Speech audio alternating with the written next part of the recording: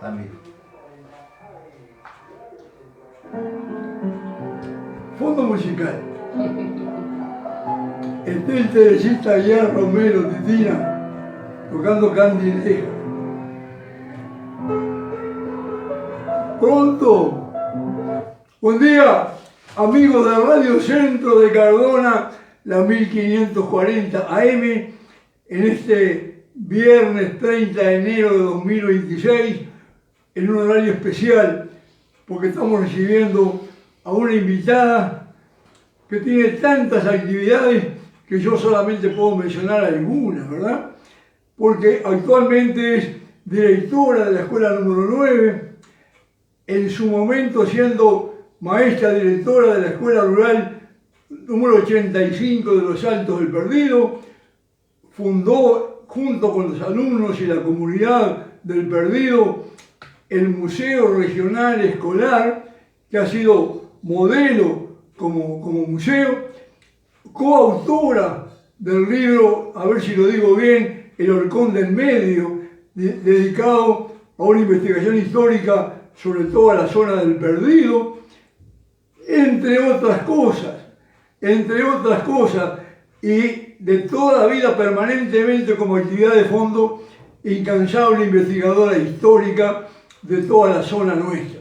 Bienvenida. Bueno, María Ángeles Ugani. Bueno, Usted no toma café, no, pero brindamos igual. Bueno, entonces, una vez más, muchísimas gracias. gracias por la invitación. Nos costó encontrar el día. Sí. En Pero, el último día de vacaciones. Sí, bueno. Hoy es el último día de vacaciones. De las vacaciones regulares, como se dice, Sí. sí, después tengo por antigüedad, tengo algunos días más. El lunes se reintegra O sea, todo. no. Ah, ¿no? Nosotros funcionamos como a la orden, hasta después del carnaval, que ahí sí nos reintegramos Ahí a está. la escuela. O sea que mañana queda el lunes queda a la orden. A la orden, aunque ya he tenido que responder algunas cuestiones porque hacemos guardia, porque hay certificados, la gente te consulta, así que bueno. Bueno, vos sabés que acá en Cardoneando, un punto de encuentro, tenemos por costumbre, como toda historia tiene un comienzo, nos gusta empezar por el comienzo. ¿Dónde nació María Ángeles Ugani?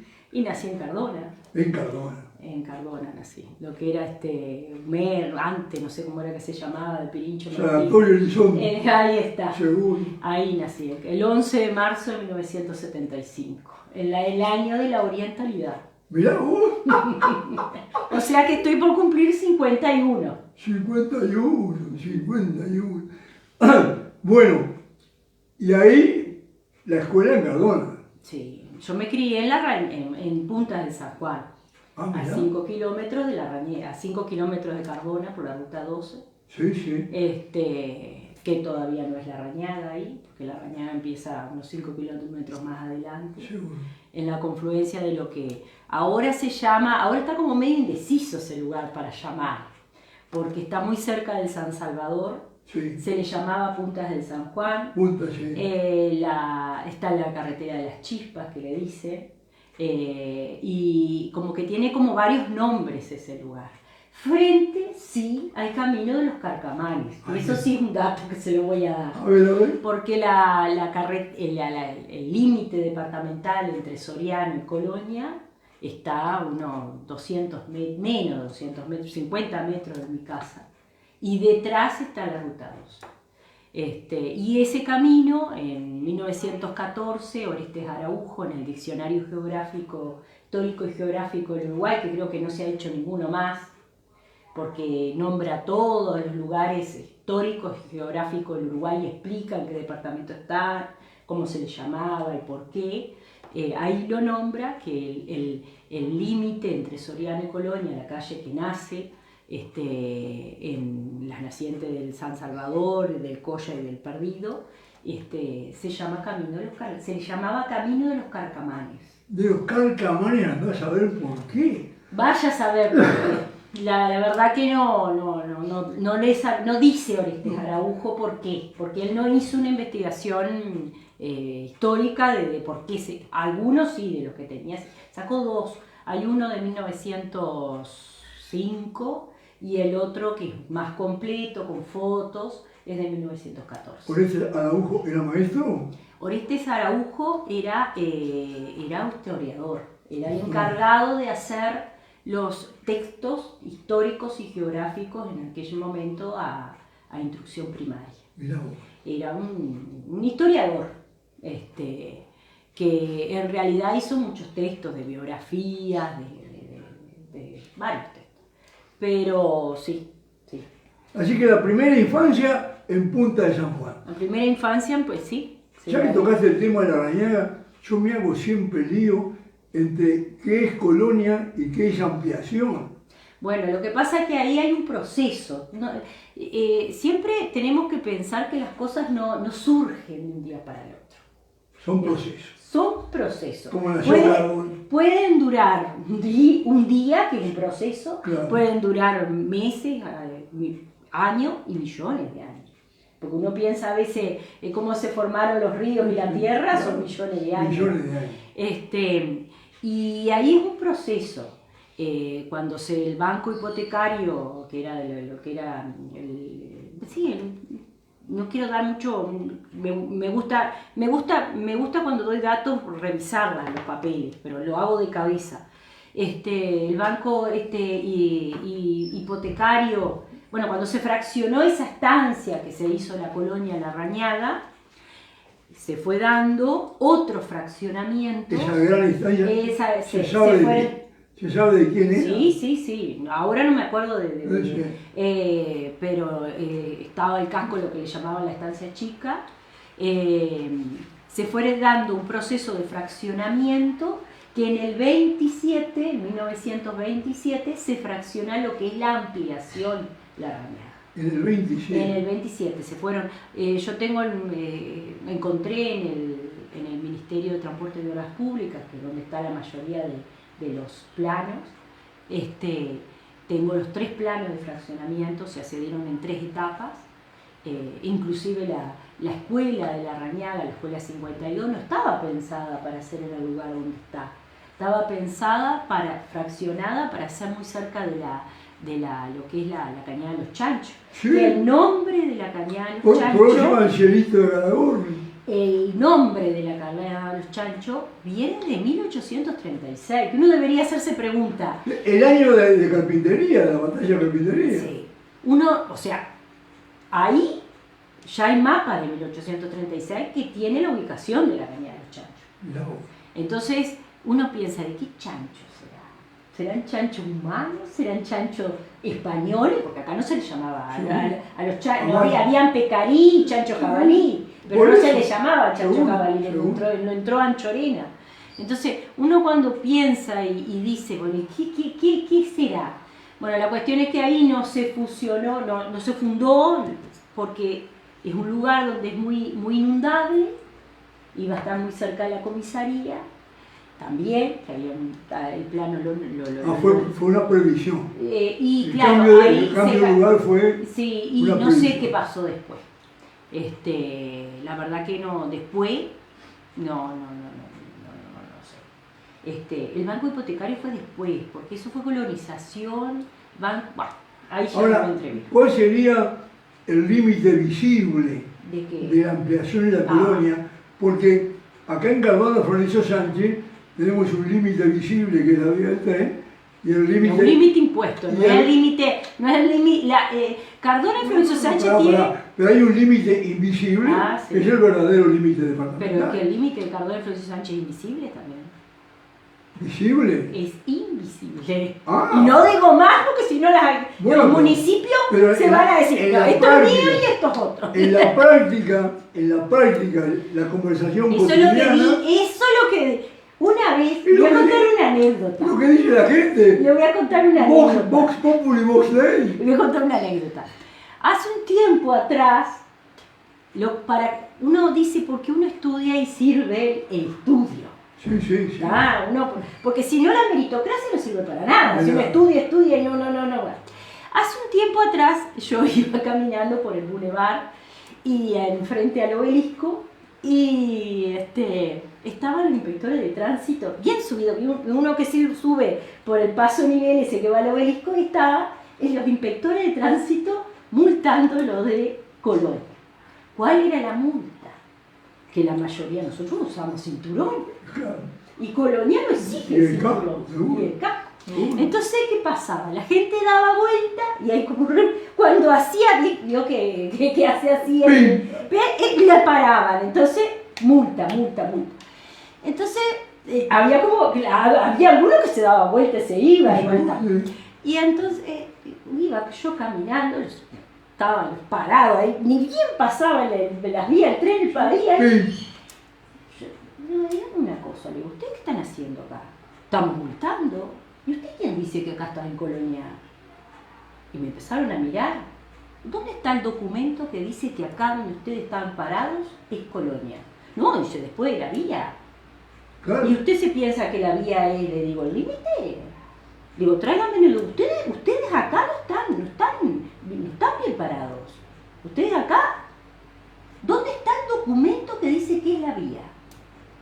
¿Dónde está el mapa del militar, del ejército? Porque también hay coordenadas. ¿Dónde está? Un límite práctico de la Después gente. empezaron a parar más cerca de la ruta 12, porque ahí ya, claro, eso llega. Yo me divertí. Es horrible lo que digo, pero me divertí de la cara de la gente. Para vos, ¿cuál es el límite visible? El límite visible no existe. Yo, para mí, entre Cardona y Florencio Sánchez, no hay un límite visible. Pero prácticamente la gente se maneja con la vía del tren. No hay Para mí es otra. una sola comunidad. Tenemos No, pues, fronteras que se mueven. Por supuesto que sí. Para mí también. Pero Además, no es un... No es, además las zonas sí. Además los dos municipios confluyen y trabajan juntos, entonces hubo un tiempo que sí, fundamental. que se marcaban los límites y no servía, hay que unirse, Claro, sin duda, totalmente. Además, es una comunidad que surge toda del mismo proceso. Imagínense, yo a veces cuando hago que viene algún grupo de gente a visitar, o con los niños de la escuela, siempre hago el mismo ejercicio. Hago parar el ómnibus enfrente al galpón ahí, donde está el perseguido ahora. Digo, espero que pueda nombrar ubicaciones, porque si no estoy... Sí. Hago parar el ómnibus y digo, esperen, vamos a pasar al Soriano Colonia. Entonces, ¿Y dónde lo paras? lo paro ahí donde dice, si hay un cartel que dice, bienvenidos a Florencio. Sí. Entonces, Llega por Boulevard. paro y digo, esperen un poquito, esperen. Vamos a pasar al departamento Colonia. Entonces, y ahí uno siente el tema de que estoy pasando a otro departamento. Sí. Entonces, bueno, por eso digo que los límites no. Bueno, viste que cuando vamos a Jun, por ejemplo, hay un puente que en determinado momento te dan la bienvenida a Soriano, después te vuelven a dar la bienvenida a Río Negro. Claro, pero imagínate en mi caso, por ejemplo, que yo nací a menos de 50 metros me crié a menos de 50 metros del límite departamental. Lo cruzaba todos los días, iba y venía. Entonces, claro. En la Rañaga, el límite entre Soriano y va, es como... Además, nacimos todos lo mismo. Las fronteras se mueven, decía uno. Entonces, yo qué sé, si uno mira los diferentes documentos, no hay un documento... Posiblemente hay está establecido algo administrativo, como siempre digo yo, que sí hay como contradicciones. Por ejemplo, una de las contradicciones es que parte del cementerio está en Colón, pero si uno lo mira, no, está en Soriano, y la administración está en Soriano. Entonces, las fronteras se van moviendo, es algo que no... Sí, totalmente. Bueno, ¿y a qué escuela fuiste? A la Escuela 9, la que soy directora ahora. ¿Y quién era en aquel momento la directora? La directora era Liliana Autino. Mirá. Lilian Cabrera de Autino.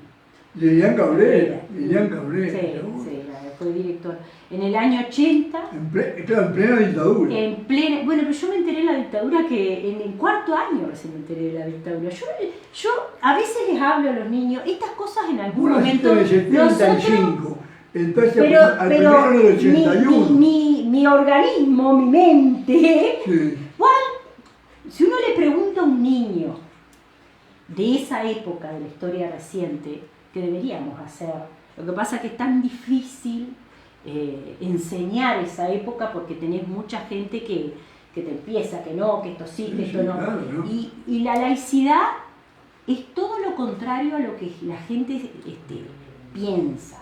Pues la laicidad es recibir todas las voces y todas las religiones. Sí, Y claro. uno puede hablar de todo Sí, si sí. le da la oportunidad a todos. Claro, Eh, como parte de la historia, ¿no? Claro, entonces, ¿qué pasa? Yo me enteré que estábamos en dictadura. Porque una cosa es estar y otra cosa es que vos, niño, sepa lo que es y que nadie te lo explica. Pero entonces te enteraste Me enteré cuando ya ¿cuántos íbamos años? saliendo, Sí, en el sí. 84. En el 84. Seguro. Ahí recién En el último entendí qué era la dictadura. Ahí, en ese año. Y porque mira, yo creo, ya que estamos hablando de límite, entre los 6 años de la escuela, ¿no? Hay límites invisibles, pero no es lo mismo tercero que cuarto. Es como que, me parece a mí como que hasta tercero Lo que hay... pasa es que ahora los niños van cambiando también, van muy adelantados a su tiempo. muy estimulados. Nosotros sí, estimulados para bien y a veces no tan bien. Sí, sí, claro. Nosotros éramos mucho más ilusos, más niños, más... Totalmente. Teníamos otra niñez totalmente diferente Sí. y bueno, las maestras... Jugábamos en la vereda. Las maestras en aquel tiempo tenían un programa prescriptivo que no podían, muchos no podían ni contar o hablar o tenían sus límites también. Entonces, yo siempre les cuento a los niños de la escuela, bueno, pero además que yo fui alumna de ahí, que empecé jardinera, hasta el día de hoy recuerdo, porque yo antes de la escuela, antes de entrar, yo recuerdo tener, siempre cuento la misma anécdota, recuerdo entrar, que para mí en la galería era enorme de grande, se ve que era yo muy chiquita, Sí, claro. y encontraba, yo nunca había entrado en una escuela, no sabía que me llevaban a una escuela. Yo no recuerdo de que mis padres o de mis hermanas... ¿Con qué edad fuiste? Fui con 5 a jardín. A jardín. Sí. Y no recuerdo en qué edad, o sea, yo no recuerdo acompañar a mis otras hermanas. Yo me llevo 8 años con mi hermana más la otra hermana que es Roxana, que es la más chica de las... Nosotros somos 4, yo soy la más pequeña. Entonces, era la más chica.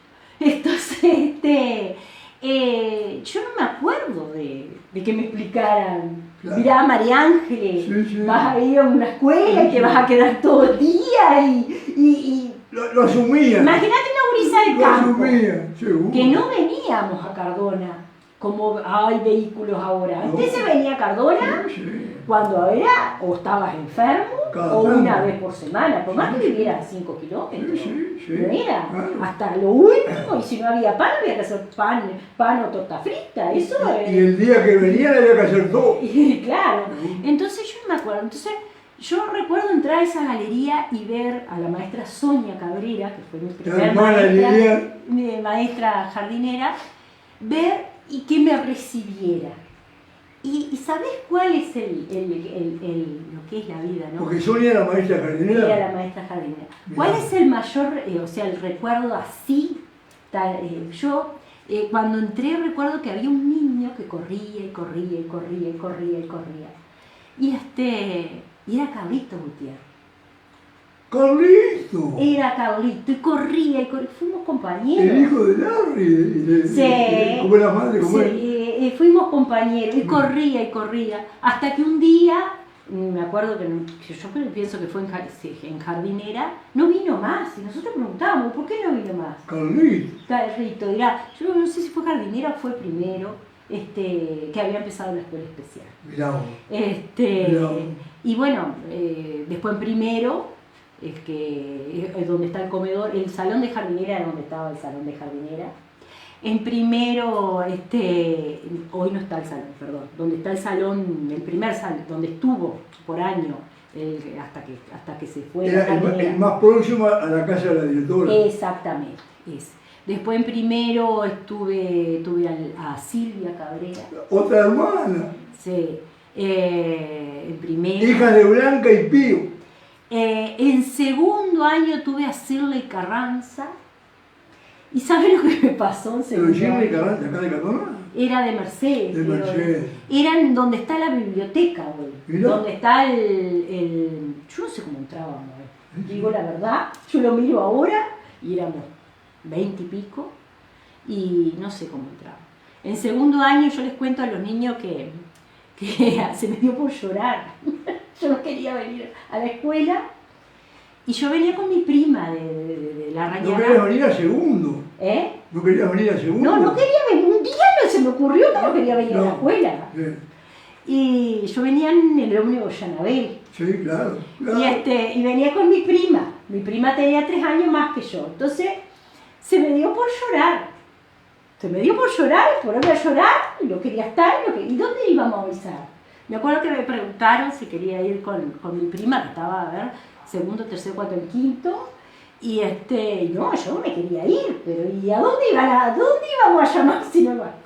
Y recuerdo, yo siempre le cuento a la maestra, a los niños esto, que me acuerdo que la maestra dijo, basta, no está. Tenés que tomar otra actitud. Y me puso en penitencia. Y yo me paré en penitencia al lado del pizarrón que daba contra el pasillito de la casa del maestro ahí, mirando para la ventana y veía los autos pasar. Era como mirar televisión. Todo el día para ahí. Me acuerdo que la maestra decía, bueno, vas a reconocer el valor de la escuela. No me trataba mal ni nada. Era como el límite. Bueno, esto no se puede hacer, yo no puedo avisar a tu familia, tenés que resolver de otra manera. Y bueno, me acuerdo que quería ir al baño, yo a cada rato, ¿no? Era un recurso. Después en tercero tuve a Rosa Maya. Mirá. A Rosa Maya.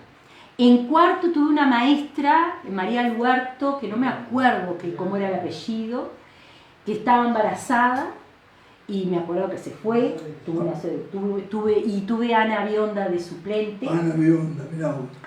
Y en quinto tuve a Iris Viera y en sexto también, que Iris Viera había sido compañera de mi padre en la Rañaga, la escuela de la Rañaga. Iris Viera. Ya, yo creo que fue en cuarto que cambiamos de director. Tuve a Juan Carlos Aldaba, era un director que venía de Mercedes, que después, el segundo año de maestra, fue mi inspector. Fue director de la escuela y el segundo año, de que yo ya era maestra, en el 85, fue inspector. Me habló me enseñó muchas cosas. Yo siempre cuento que yo no entraba nunca a la dirección. Nunca entraba a la dirección. Ni por portarme bien, ni por portarme mal. Nunca entraba. No conocí la dirección. Yo la vine a conocer después de grande. Cuando estaba estudiando magisterio en cuarto año, hicieron un llamado.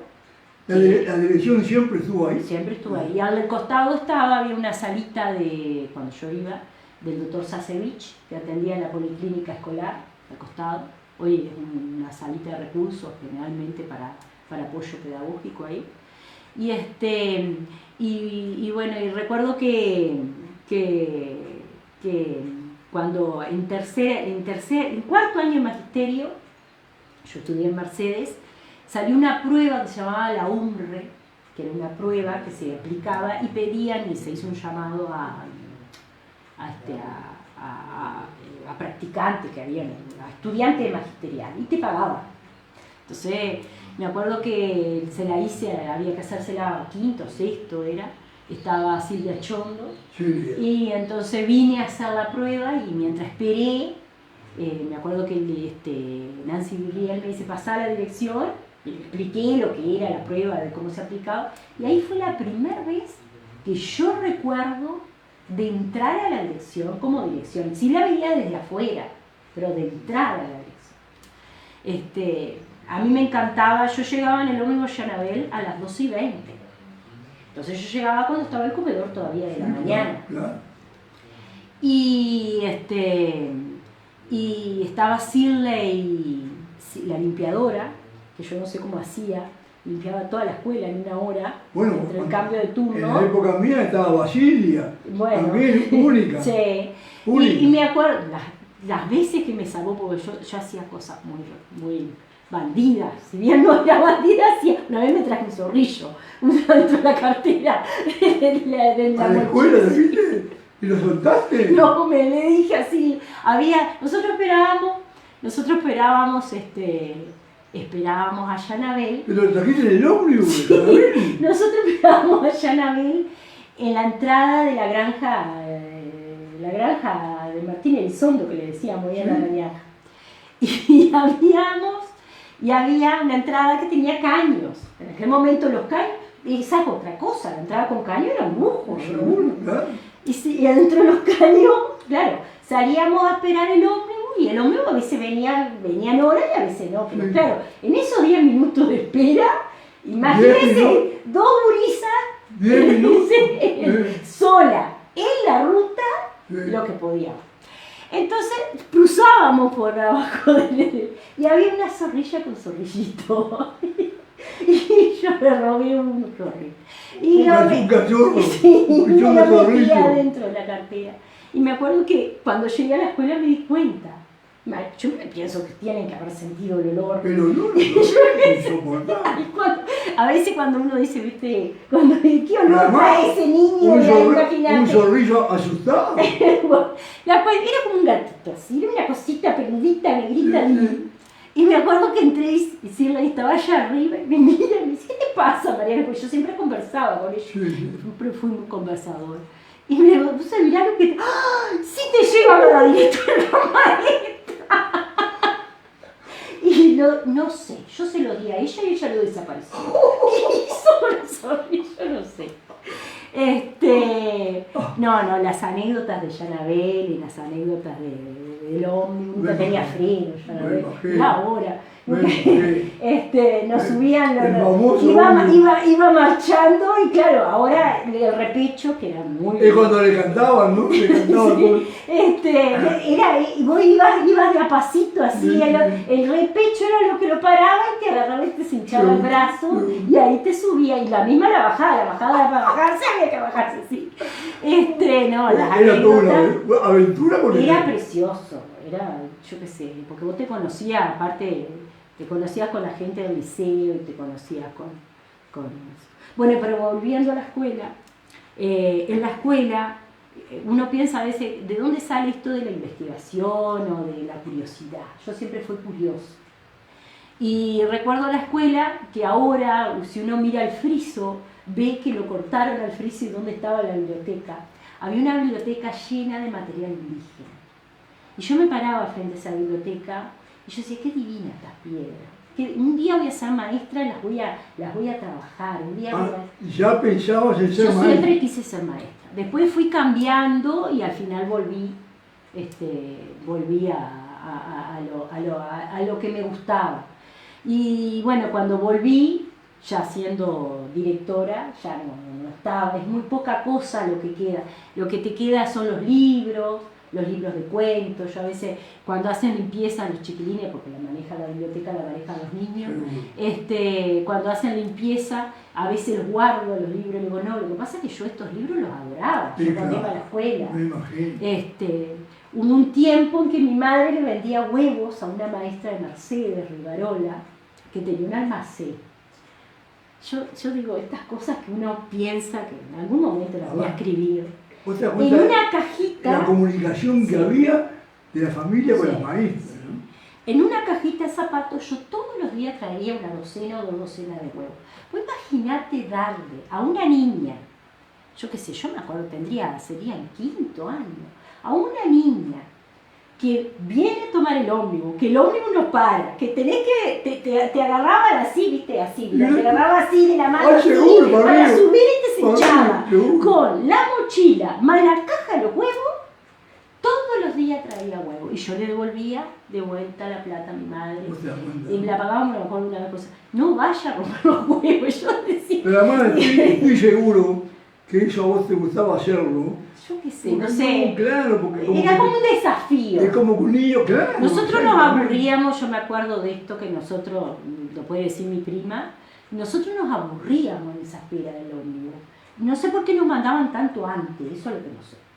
Y agarrábamos una piedra que era como una tiza en la calle, Sí.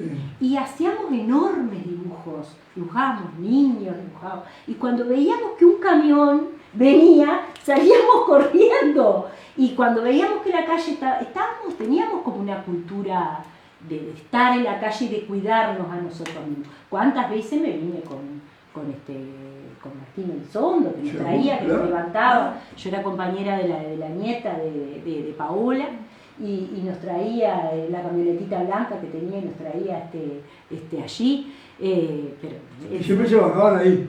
¿En dónde? Donde esperabas el ómnibus. Sí, siempre. Y bueno, y ahí a veces perdíamos el ómnibus. Cortando campo a tu casa, ¿cuánto era? Y no, serían 300 metros, 400 Sí. metros. Había una carreterita que mis padres después le hicieron con mi tío, que le echaron balastro. Los días de lluvia, me acuerdo, no faltábamos nunca, jamás. Cuando yo era chica, los días de lluvia iba mi padre con el poncho patria y íbamos sí o sí. No se faltaba. Y cuando perdíamos, porque a veces perdíamos el ómnibus también. Claro. Y no había forma de avisar que perdíamos el ómnibus. Me acuerdo que Y Yanabel... además el ómnibus lo esperaba. No, podía Yanabel esperar. tenía un régimen de horario, en realidad él traía a los liceales. A los escolares, yo podía haber ido a la escuela de la Roñada, me quedaba exactamente lo mismo, pero Sí. por comodidad. Sí. Aparte mi padre le pagaba con la cosecha, Seguro. no era que... Y a veces perdíamos el ómnibus, entonces cuando perdíamos, Yanabel me acuerdo hubo un año que salió 5 menos 10. Y yo lo tomaba en la esquina donde está... donde está la pescara, la de Florencio Sánchez, ahí en esa esquina de- claro. ahí. Donde se juntan las dos rutas. Sí. Y me acuerdo que la maestra a veces se acordaba de copiar los deberes, pero a veces no se acordaba. Es seguro. Y lo perdíamos.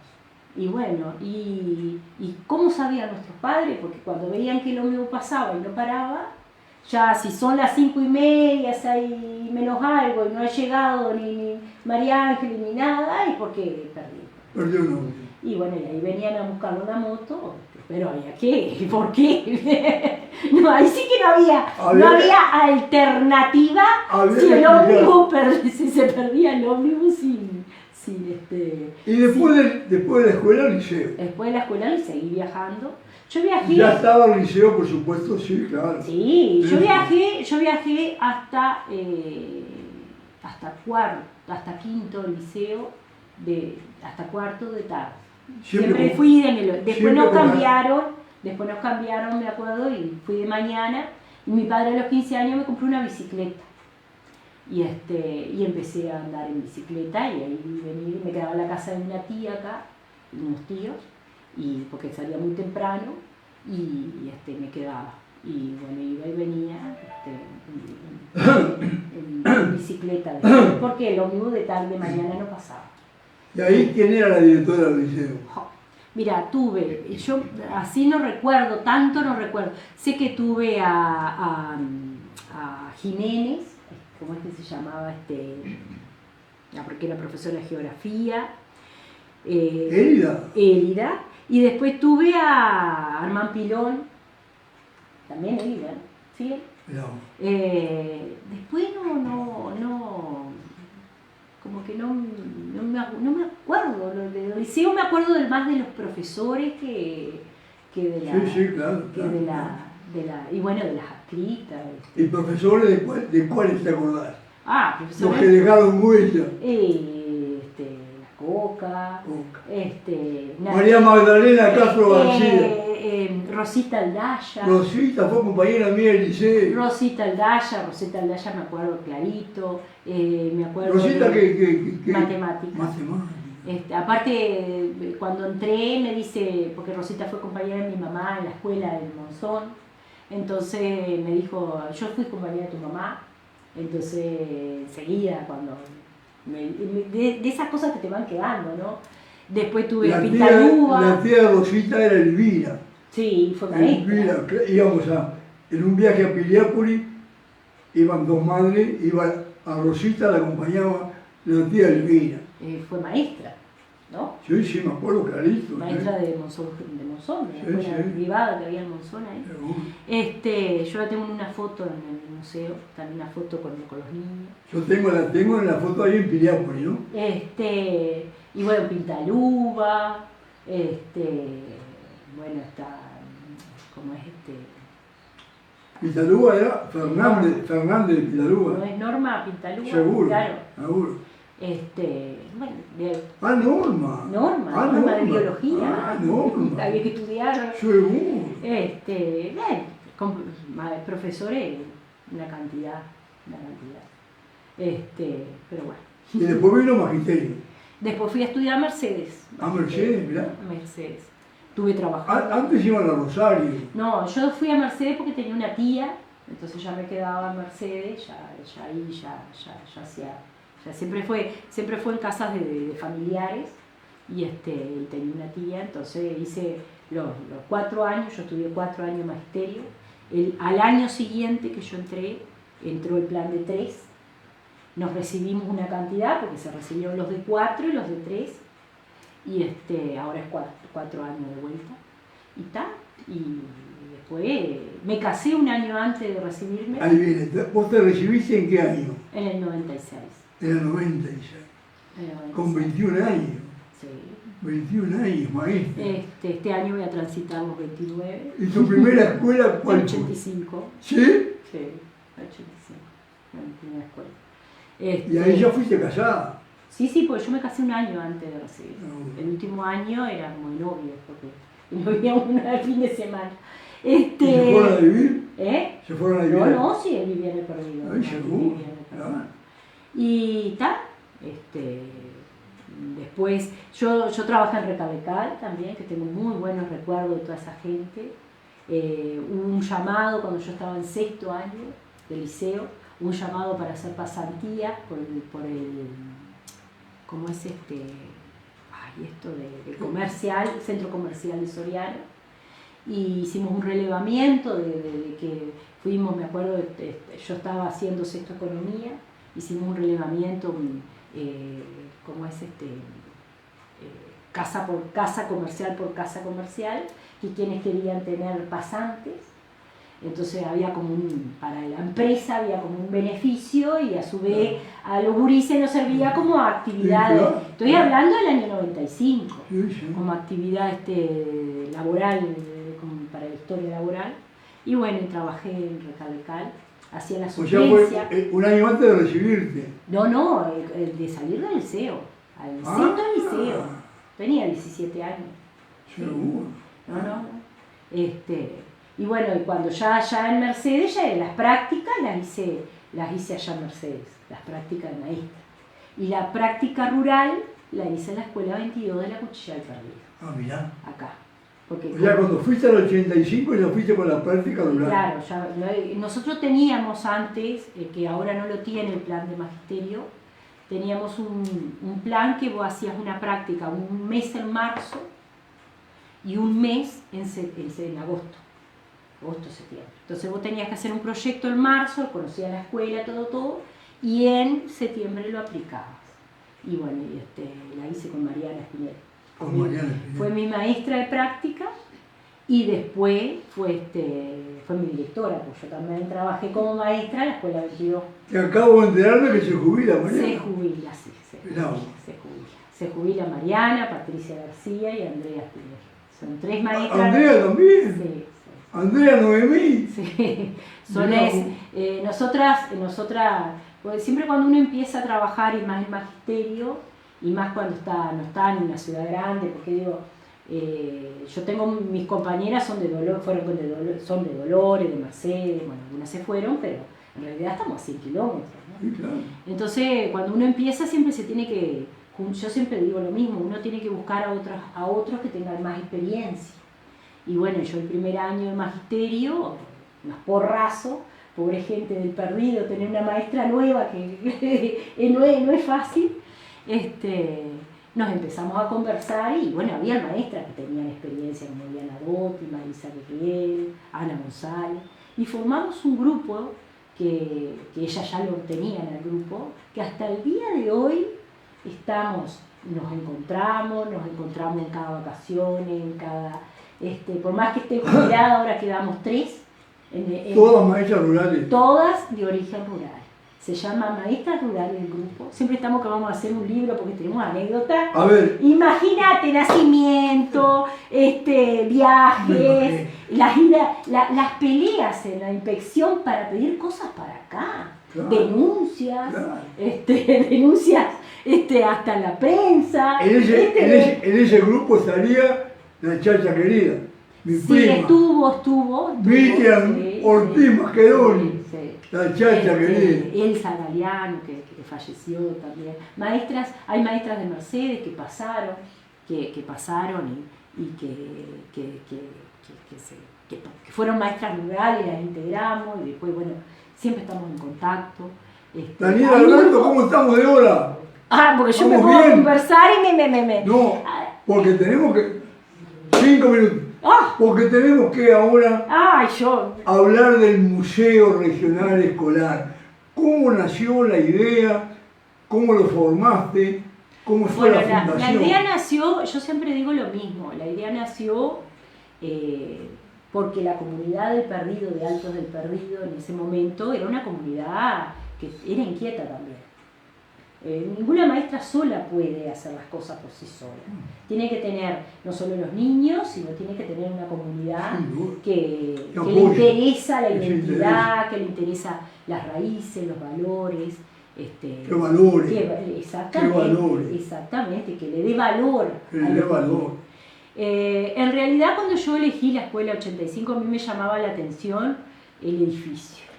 Yo siempre digo que del museo lo que más tiene el valor, o sea, el elemento más importante de la 85 es su edificio, porque cuenta la historia de los ingleses en ese lugar, y había muchas historias que rondaban a la vuelta. ¿Esa escuela en qué año fue? En 1915 empezó a funcionar, pero en realidad se pensó a partir del 7.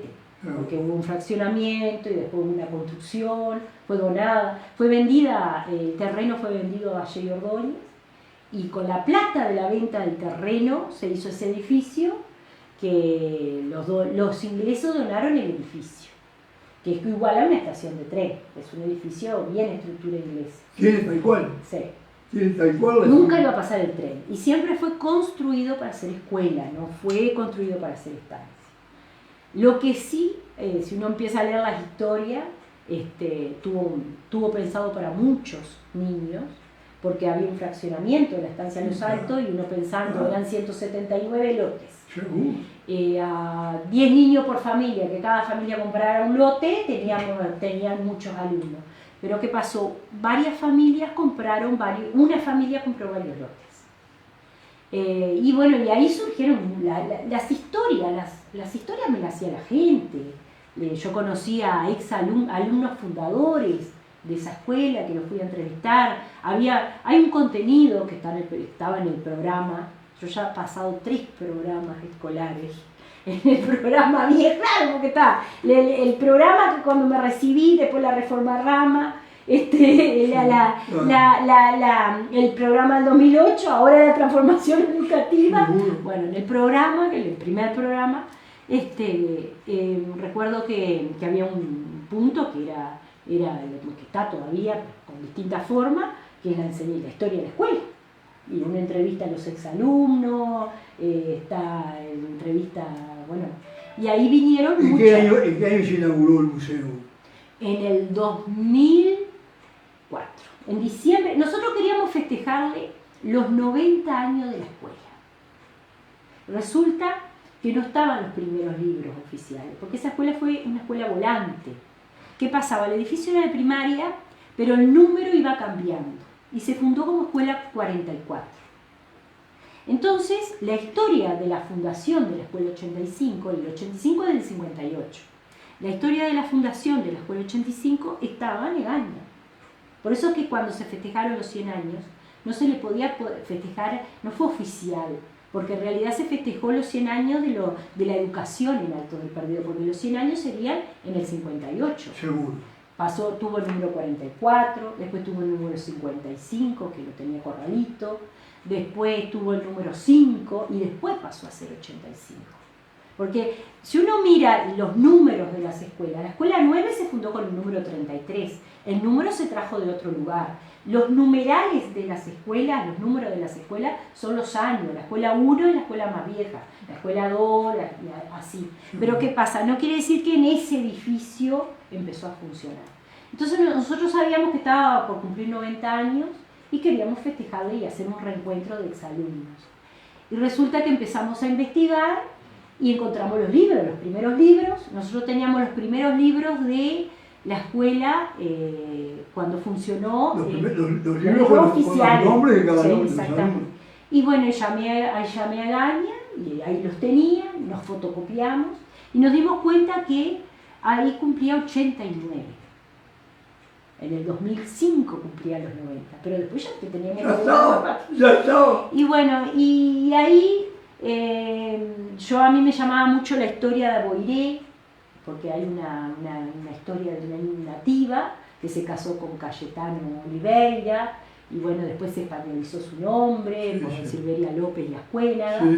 Y ahí recuerdo que me puse en contacto con el historiador Abella, y Abella me dijo que tenía que hablar con una historiadora que sabía sobre los indígenas de Soriano, que fue Pilar Barris. Mirá.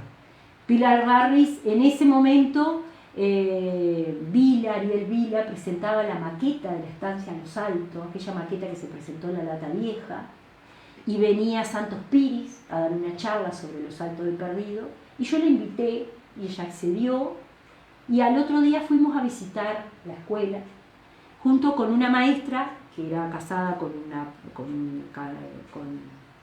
un señor de acá del Duraznito, que tenía una colección de material lítico de piedra, y nos encontramos, Pilar, la maestra jubilada, yo que tenía mis hijos, y la maestra jubilada traía a sus nietos, Wilma, no me acuerdo ahora. Y recuerdo que íbamos caminando al arroyo y los gurises le enseñaron a ver cómo eran las piedras, cuáles eran las piedras líticas, cuál es la humana, cuál era trabajado por el humano y cuál no. Y recuerdo que la maestra dijo, tenemos que sembrar en los niños la semilla de la inquietud. Mirá qué frase. Sembrar en los niños la semilla de la inquietud. Y yo maestra joven, ¿qué quiere decir eso? Y que los niños sean inquietos, curiosos, Y bueno, y ahí Pilar me dice, ¿por qué no armas un museo acá que cuente la historia? Porque tiene muchas historias. Y yo pregunté, me acuerdo, ¿qué es ser museable? ¿Qué es un objeto museable? Y ahí fue donde... Perdón que la interrumpa, seguimos este cuarto porque está muy interesante la charla. La verdad que no se puede perder esta. Después de leer los mensajitos. Muchas gracias. Y ahí fue donde empezamos, y bueno, pero fue toda la comunidad. Toda la comunidad que fue la que echó para adelante. Todo. Desde toda la comunidad. Además se motivó toda la gente. Toda la gente. Porque además eran familias plenamente identificadas. En relación, por ejemplo, yo siempre, después de todo esto, porque uno sigue, sabe que hay cosas que uno las empezó a investigar hace 20 años atrás, y una vez, yo siempre digo que hay que hacerse preguntas. Uno tiene que hacerse preguntas. Ahí nace el conocimiento. Y ahí exactamente. ¿Y esto por qué? ¿Y por qué aquello? ¿Y por qué? Bueno. Y hay preguntas que yo me las hice hace 20 años. Hay preguntas que yo me las hice hace 20 años y tardaron 15 años en responderse.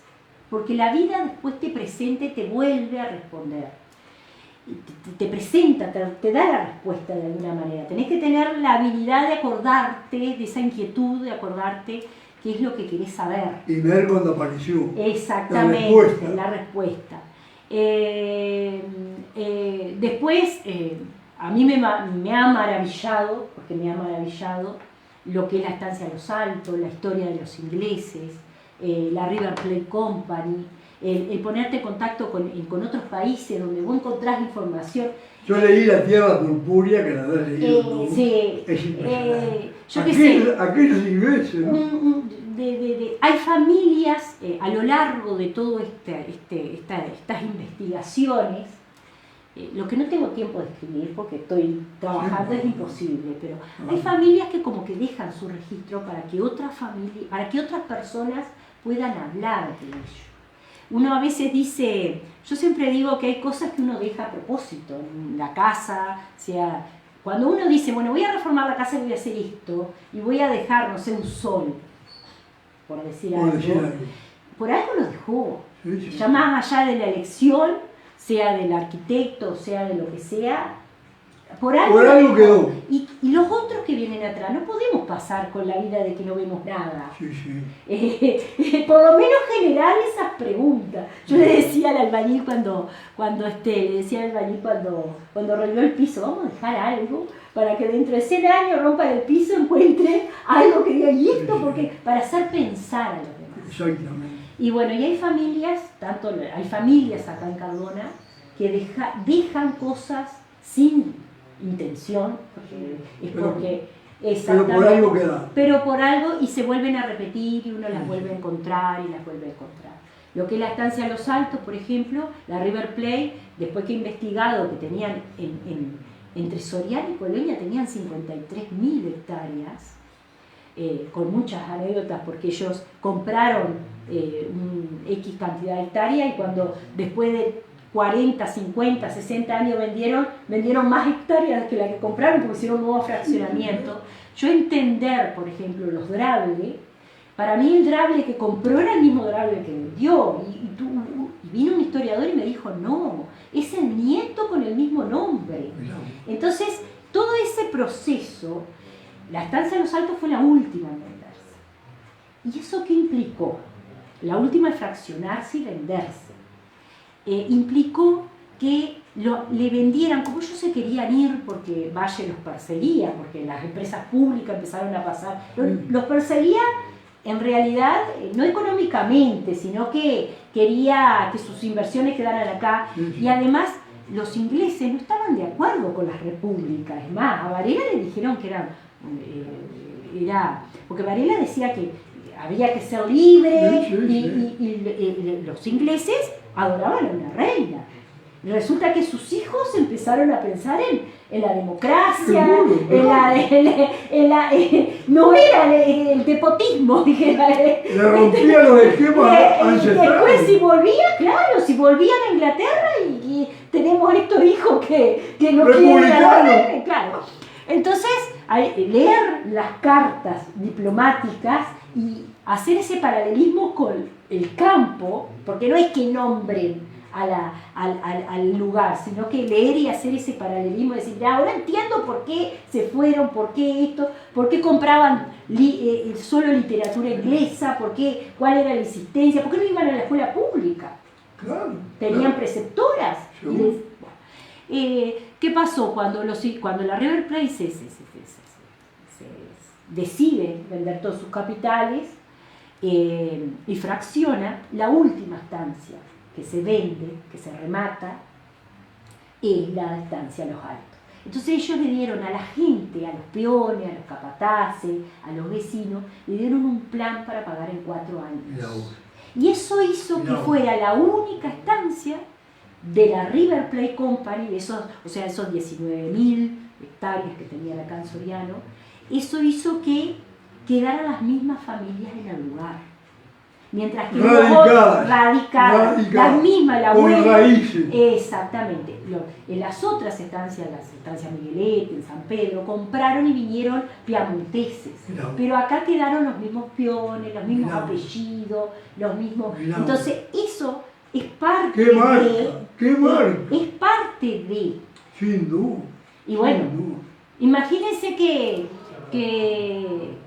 la relación que tiene con Cardona, porque no era que Cardona fuera parte de esa estancia, pero sí Barry Thomas, que fue el regente, el administrador, hizo muchas cosas acá en Cardona, como establecer el primer club social, el Club Progreso. Eso hizo a la señorita Steiner, que es una mujer rural que es muy particular, fue dueña de la lata vieja. Que una mujer en aquel tiempo fuera dueña de un establecimiento, acá en Cardón, no dejaba casar a su hijo hasta que no se vendiera la lata vieja, hasta las cartas. Y esas cartas quedan hasta el día de hoy. Por eso digo que la gente, por eso yo insisto, que no tiren las cosas, que traten de... Porque el tejido es el tejido. Exactamente, y es maravilloso. Es el tejido humano. Encontrar una información después de 15, 16 años es... Cuando yo encontré el nombre de era Brown, la señora de Barry Thomas, era Brown, yo no podía encontrar el nombre. Después de 15 años buscándolo y que aparezca en una escritura, uno dice una simpleza, pero en realidad es maravilloso. Es algo que es un sentimiento y una Aquí emoción. está la respuesta a aquella pregunta. Exactamente. Y uno dice, bueno, era Brown. El primer gerente o regente, le decía, de todas las estancias era Brown. Ese mismo Brown se fue a Inglaterra. ¿Y qué pasó un día? Un coleccionista de sellos que andaba paseando por Inglaterra, un uruguayo coleccionista de sellos, va a un anticuario. Ese anticuario tenía un sello uruguayo de 1860. ¿Tá? ¿A dónde iba dirigida la carta? Estaba intacta el sello. ¿A dónde iba dirigida la carta? A la lata, a la posta del perdido. A la posta del perdido. Del perdido. Bueno, ¿qué hizo ese hombre? Julio, ¿a quién salió el museo escolar? Por allá me escribió un correo, un señor, coleccionista de sellos, maravillado porque había encontrado un sello con 30 años de república, como era 1800, como un querubín era el sello, y me dice, mira lo que encontré, ¿existe todavía esta estancia? ¿Vos te das cuenta? Me mandó la foto, no tengo el papel físico, me mandó la foto, me mandó el escaneo de la carta, no lo vi, o sea, no lo conozco a la persona, solo por correo electrónico. La imprimimos, la traducimos y resulta que había un Brown que era casado con una Drable. Entonces, la carta iba dirigida a la lata vieja acá, porque en realidad la River Plate también arrendaba en Santa Adelaida y bueno, le habían dado la orden a ese Brown de que fuera a ver un campo en San Martín y que le comprara y le ofertara por ese campo en San Martín. Entonces uno dice, wow, entonces se llevaron las cosas para allá. Entonces hay muchas cosas que están en el resto del mundo. Se fueron. Y cuando aparecen, eso es maravilloso. No. Eso es maravilloso. No, porque más bien.